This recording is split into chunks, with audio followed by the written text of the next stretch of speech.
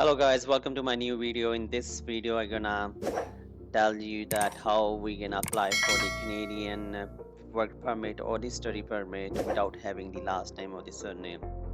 So this is a common issue that basically most of the people facing who don't have the surname, especially in the Indian passports. So they don't have their last names or the surnames. So mostly students or the people applying for the work permit, they don't know what they're gonna fill in their application.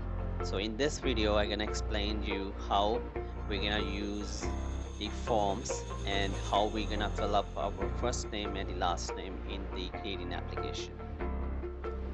So guys, you can see that we are here on the official website of the Ircc. So it says here, right here, what do you mean by and it says right here, your surname is your family name. We know this is the last name. So if you do not have family name on your passport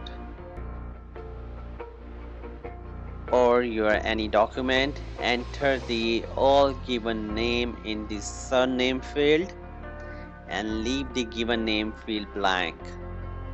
So mean to say, you don't have to put anything in the given name and you have to put entire your name in the surname field.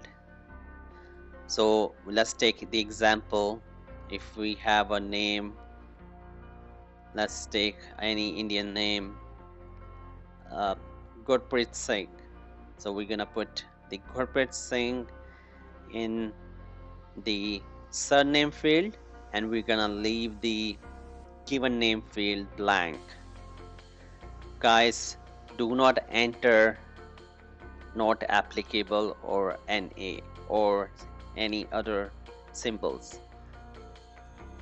Alright, so I wish this video gonna help you a lot. So when you filling up your forms, make sure you gonna keep these things into your mind before filling up any forms on your application. Thank you guys, that's all, and make sure please subscribe my channel for more videos. I'm gonna keep posted more videos about these common issues. Thank you.